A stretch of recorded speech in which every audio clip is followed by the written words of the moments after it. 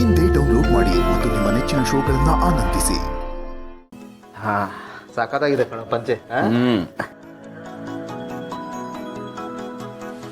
ಇದೇನು pant shirt ಇನ್ಶರ್ಟ್ ಮಾಡೋದು shirt ಮೇಲೆತ್ತಪ್ಪ. ಏನೋ ಹುಡುಗ ಅಭ್ಯಾಸ ಇಲ್ಲ ಅಲ್ಲ, ಇದ್ದಿದ್ರೆ ನನ್ನ ಯಾಕೆ ಕರಿತಾ ಇದ್ದೆ. ಸರಿ ನಿಂತ್ಕೋಬ, ಅಲ್ಲಾಡ್ಬೇಡ, ಸ್ವಲ್ಪ ಇದನ್ನ ಎತ್ತ ಇಡು. ಹಾಂ ಸ್ವಲ್ಪ ಎತ್ತಪ್ಪ.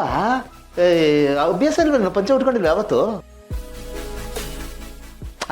ನೀನ್ ಯಾಕೆ ಯಾರವನು? ಸ್ವಲ್ಪ ಆರಾಮಾಗಿ ನಿಂತ್ಕೊಂಡು ಅಲ್ಲಾಡ್ಬೇಡ. ಏಯ್ ರೇಗ್ ಬೇಡ ಕಣ, ಅವನು ಇನ್ನೂ ಚಿಕ್ಕವನು. ದೊಡ್ಡ ಹುಡುಗಿನ ಪಟಾಯಿಸವನೇ, ಚಿಕ್ಕ ಹುಡುಗನ ಅವನು ಕಳ್ಳ ಕೃಷ್ಣ. ಏಯ್ ಯಾಕೋ ಅಷ್ಟೊಂದು ಗೋಳಿಗೋತೆ ಅವನ್ನ, ಭಾಳ ಡೀಸೆಂಟ್ ಕಣ ಅವನು.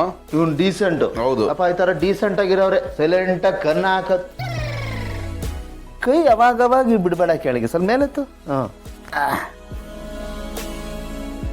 ಅಲ್ಲ ಸರ್, ಈ ಎಂಗೇಜ್ಮೆಂಟ್ಗೆ ಪಂಚನೆ ಯಾಕೆ ಉಟ್ಕೋಬೇಕು? ಪ್ಯಾಂಟ್ ಹಾಕೊಂಡ್ರೆ ಆಗಲ್ವಾ? 2 ಬಟನ್ ಅಲ್ವಾ ಸರ್? ಗೆಳೆಯ ಅವನು ಬಿಟ್ರೆ ಮದುವೆಗೆ ಗೋವಾ ಚಡ್ಡಿಲೇ ಕೂತ್ಕೊಳ್ಳಂಗ ಅನ್ಕಣ.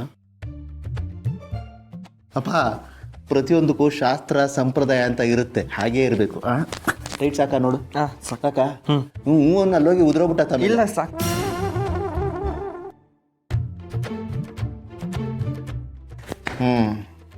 ಸುನೀಲ್, ಒಂದು ವಿಷಯ ಹೇಳ್ತೀನಿ ಕೇಳು. ಮದುವೆ ಅಂತ ಫಿಕ್ಸ್ ಆಗ್ತಿದ್ದಂಗೆನೆ ಗಂಡು ಮಕ್ಕಳು ಬಾಯಿ ಬಂದಾಗ್ಬಿಡ್ಬೇಕು. ನೋ ಪ್ರಶ್ನೆ. ಹೆಂಡತಿ ಕೇಳಿದಕ್ಕೆ ಒನ್ಲಿ ಉತ್ತರ ಕೊಡೋದು. ಅವಳು ಆದ್ರೆ ಹ್ಞೂ ಅನ್ಬೇಕು, ಆದ್ರೆ ಹ್ಞೂ ಅನ್ಬೇಕು ಅಷ್ಟೇ. ಗೊತ್ತಾಯ್ತಾ? ಏ ಆನಂದ, ಅವನನ್ನು ಸುಮ್ಮನೆ ಭಯ ಬೀಳಿಸ್ಬೇಡ ಕಣ. ಅಪ್ಪ ಸುನಿಲ್, ಆ ಥರದ್ದೆಲ್ಲ ಏನೂ ಇಲ್ಲ, ನೀನು ಆರಾಮಾಗಿರು. ಹೆಂಡತಿ ಅಂದ್ರೆ ಹುಲಿ ಏನಲ್ಲ. ಅಪ್ಪ, ಹುಲಿ ಆದರೂ ಒಂದು ಪಕ್ಷ ಓಕೆ, ಬೋನ್ಗೆ ಹಾಕಿ ಬೀಗ ಹಾಕ್ಬೋದು. ಇವ್ರು ನಮ್ಮನ್ನೇ ಬೋನ್ಗೆ ಹಾಕಿ ಬೀಗ ಹಾಕೊಂಡು ಕೀನು ಎತ್ಕೊಂಡು ಹೋಗ್ಬಿಡ್ತಾರೆ. ನಾವು ಎಸ್ಕೇಪ್ ಆಗಕ್ಕೆ ಆಗಲ್ಲಪ್ಪ. ಸುನಿಲ, ಮದುವೆಗೆ ಮುಂಚೆ ಹೆಣ್ಮಕ್ಳು ಬೇಬಿ ಡಾಲ್ ಥರ ಇರ್ತಾರೆ, ಸ್ಮೂತು ಸ್ಮೈಲಿಂಗ್. ಮದುವೆ ಆಗ್ತಿದ್ದ ಹಾಗೆ ಅದು ಏನಾಗುತ್ತೋ ಗೊತ್ತಾಗಲ್ಲಪ್ಪ, ಯಾವ ಹಾರ್ಮೋನ್ ಇಂಬ್ಯಾಲೆನ್ಸ್ ಆಗುತ್ತೋ ಗೊತ್ತಾಗಲ್ಲ. ಟಕ್ ಅಂತ ಬೇಬಿ ಡಾಲ್ ಥರ ಇದ್ದವರು ರ ಅಂತ ನಾಗವಲ್ಲಿ ಆಗ್ಬಿಡ್ತಾರೆ. ಯಾವ ತಾಯ್ದು ಹಾಕೊಂಡ್ರು ವರ್ಕ್ ಆಗಲ್ಲ, ತಡ್ಕೊಂಡಿರ್ಬೇಕಷ್ಟೇ. ಏಯ್ ಅವನು ಹೇಳ್ತಾನೆ ಅಂತ ನೀನು ಕೇಳ್ತಾ ನಿಂತಿದ್ಯಲ್ಲಪ್ಪ. ಸುನಿಲ್ಲ, ಥರ ಎಲ್ಲ ಏನೂ ಇಲ್ಲಪ್ಪ. ಆಮೇಲೆ ಈ ಥರದ ಬಟ್ಟೆನ ಯಾಕೆ ಹಾಕಬೇಕು ಅಂತ ಕೇಳಿದೆಲ್ಲ, ಒಂದು ಶುಭ ಕಾರ್ಯನಪ್ಪ. ಬಿಳಿ ಬಟ್ಟೆ ಹಾಕಿದ್ರೆ ನಮ್ಮ ಮನಸ್ಸು ಶುಭ್ರವಾಗಿದೆ ಅಂತ, ಇದೊಂದು ಸಂಕೇತ ಅಷ್ಟೇ. ನಮ್ಮ ಮನಸ್ಸು ಶುಭ್ರವಾಗಿಲ್ಲದೆ ಇದ್ರೂ ಪರವಾಗಿಲ್ಲ, ಪಂಚೆ ಶುಭ್ರವಾಗಿರಬೇಕು ಅನ್ನೋದು ಕಾನ್ಸೆಪ್ಟ್. ಆಮೇಲೆ ನೋಡ, ಹುಡುಗನಿಗೆ ಏನು ಗೊತ್ತಿಲ್ಲ ಅನ್ಸುತ್ತೆ. ಒಬ್ಬ ಅನುಭವಸ್ಥನಾಗಿ ಒಂದಷ್ಟು ಟಿಪ್ಸ್ ಕೊಟ್ಟು ಬಿಡ್ತೀನಿ. ಬರ ಕೂತ್ಕೊಳ್ಳ. ಆನಂದ, ನೀನು ಸುಮ್ಮನೆರ.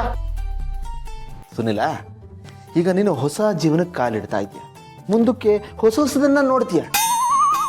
ಗಾಬರಿ ಆಗಂಥದ್ದೇನಿಲ್ಲಪ್ಪ.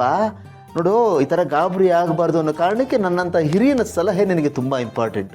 ಏನು ಯೋಚನೆ ಮಾಡಬೇಡ, ಏನು ಎತ್ತ ಅಂತ ನಾನು ನೀಟಾಗಿ ಹೇಳ್ಕೊಡ್ತೀನಿ. ನಾನು ಸಾಮಾನ್ಯ ಅಲ್ಲಪ್ಪ, ದಂತಕತೆ, ನಾನು ಅನುಭವಸ್ಥ, ದಿಲಜನ್. ಲೇ, ಇದ್ಯಾಕೋ ಅತಿ ಆಯ್ತ್ಕೊಣ.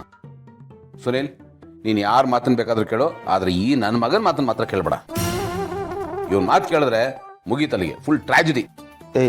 ಸುಮ್ಮನೆ ತಮಾಷೆ ಮಾಡಬೇಡ. ಅಲ್ಲ, ನಾನು ನನ್ನ ಹೆಂಡತಿ ಹಿಂಗಿರ್ತೀವಿ ಅಂತ ಗೊತ್ತು ತಾನೆ, ನೋಡಿದ್ಯಲ್ಲಪ್ಪ, ಖುಷಿಯಾಗಿರ್ತೀವಿ. ಸೊ ನನ್ನ ಮಾತು ಕೇಳಿದ್ರೆ ನೀನು ಖುಷಿಯಾಗಿರ್ತೀಯ, ಅದಕ್ಕೆ ನಾನು ಹೇಳ್ತಾ ಇರೋದು. ನೋಡು, ಒಂದು ಈಸಿ ವೇ ಹೇಳ್ಕೊಡ್ತೀನಿ ನೋಡು.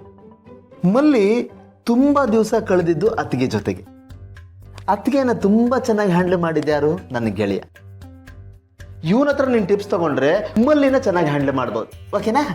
ಮತ್ತೆ ನಿಮ್ಮ ಪಕ್ಕ ಯಾಕೆ ಸರ್ ಕೂರಿಸ್ಕೊಂಡ್ರೆ? ಅಲ್ಲೇ ಕೂರಿಸ್ಬೋದಿತ್ತಲ್ಲ.